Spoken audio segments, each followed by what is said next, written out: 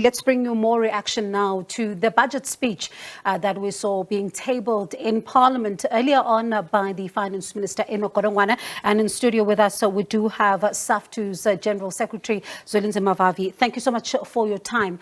Government, of course, government debt remaining high. This is a concern for quite a lot of people. It's a going concern. Overall, for you, did the budget hit the right notes? Not at all. Look, our conclusion as SAFTU and many of the working class formations is that this remains a anti-poor budget, pro-big business budget. It is a budget that follows the same path that was started by almost every minister since the days of Derek Keys in 1994. It's a budget that has led to more unemployment, South Africa becoming the most unequal society in the world, breaking all of the records in terms of poverty and unemployment for black people, women, and the youth. And it's a budget that is not going to take us out of the big hole. And we insist that this so-called fiscal consolidation is actually a structural adjustment program of the IMF and the World Bank and the rating agencies. It commits the country, for example, to a low ratio of GDP and debt. They are already crying out that at 73%, our debt is too high. Not at all. This country have a history, even during the whites-only regime, when it drove the longest and the biggest economic growth that helped millions of people to be employed when it was building telecom, Transnet, railways, everything. Between 1932 until when the National Party took over in 1948, they were still in that path. At that time, the debt to the GDP ratio was way above 100, way above 100. They are crying out for a ratio at 73%, like skies are falling. And as a result, the only way to achieve that low debt to GDP ratio is to squeeze expenditure, in particular to the frontline services, such as healthcare, education, policing, you name them all. Do you think, though, that dealing with the issue around the Eskom debt, which has been a concern for quite some time now, will help when it comes to keeping the lights on? That's the only thing that is interesting from the minister, and we want to check that in more detail. But overall, what we're seeing is that the government is speeding the process of collapsing and hollowing out Eskom through handing over power generation to the private sector through all manner of schemes that have been announced over the past 2 to 3 years. This time around, government has introduced a tax rebate of 125% for those who are going to, let's say, pull out of Eskom and generate their own electricity and power, which will weaken the position of Eskom even further. It means we must say goodbye to the whole notion of cross-subsidization from the poor households into the rich, because the rich, not you, by the way, not any of the middle-class people will be able to take advantage of even the 25% tax rebates by putting up the solar rooftops in their homes. You can't afford that. You don't have 15,000 to spare, and you are living on a debt like all other middle-class. ABSA last year issued a report that showed that actually even the higher middle class in South Africa, doctors and nurses, finish off their salaries in 3 days, 80% of them.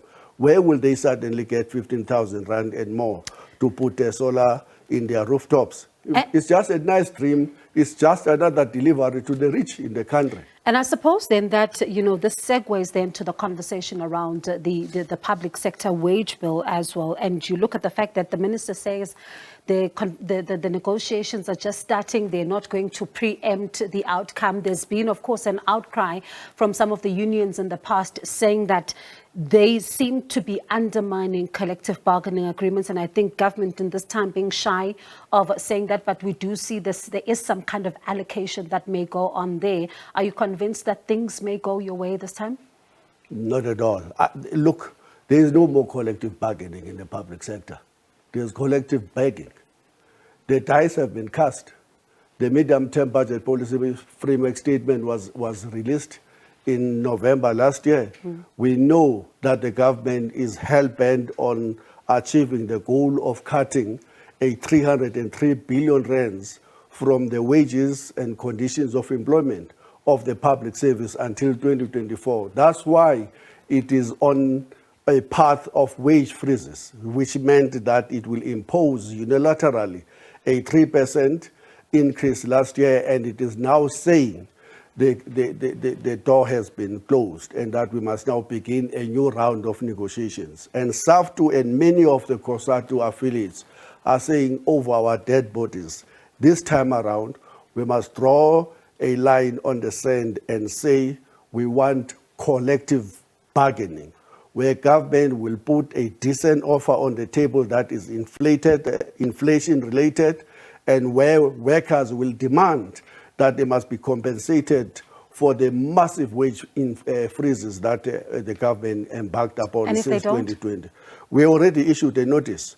All public sector unions that are truly progressive and willing to fight for the interest of their own members issued a notice of a strike today, and we're calling on those that are thinking that the 2022 year is lost and that we must now begin to beg again in 2023 to join the rest of the public sector workers and to stage a battle of their lifetime. Because if we don't do this in 2023, then they must accept that collective bargaining is no more in the public sector, and that workers must now go into the minister's hands with their heads folded in their arms to say, please, minister, our children are hungry, as workers used to do during the apartheid era.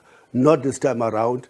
Our call to the public sector, stand up, unite, or kiss the collective bargaining goodbye forever in the public service. There are some, of course, concerns around the fact that when you look at the extension of the social relief of distress grant, some say that extending it to next year means that we're still not going to see the basic income grant possibly come into play. And others say that the uncertainty there may not necessarily be good.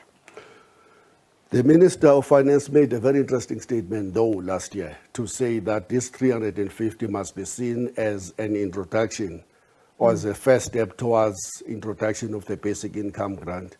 We wanted him to consolidate that statement in this budget, to say the 350 is being improved drastically to 750 towards the 1,500 rands that SAFTU and its allies in the working class has been calling for. Not even an indication that he is going towards the 1,500. I mean, to maintain an insulting 350 rands until next year, it's more like to say to the poor, we think that you are hungry enough, you are desperate for this 350, we will continue to make you sing. For Ramaphosa is delivering this 350, will vote for you. No, this is an insult. We must say this.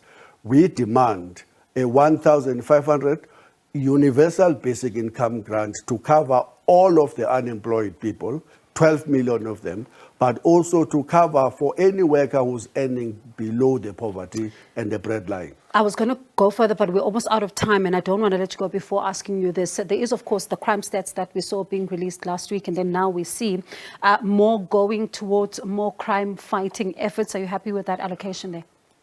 There's some interesting steps. Look, 15,000 more police will make a difference. But let's not forget what Ketlas Tole, the previous commissioner of police, told the country 2 years ago. Already 2 years ago, he said, in this country, we need an extra 60,000 new police officials in the streets to be able to combat the crime and to stabilize the ratio of a police to the citizens that every police must be serving. The 15,000 is a step, but is not even close to the 60,000 that the former police commissioner said this is what we need in this country. Sorry, it's a step, but it's not good enough.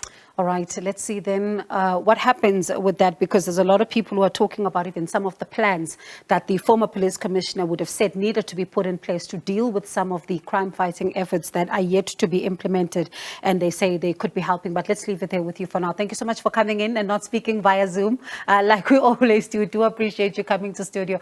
That's SAFTU's General Secretary, Zwelinzima Vavi.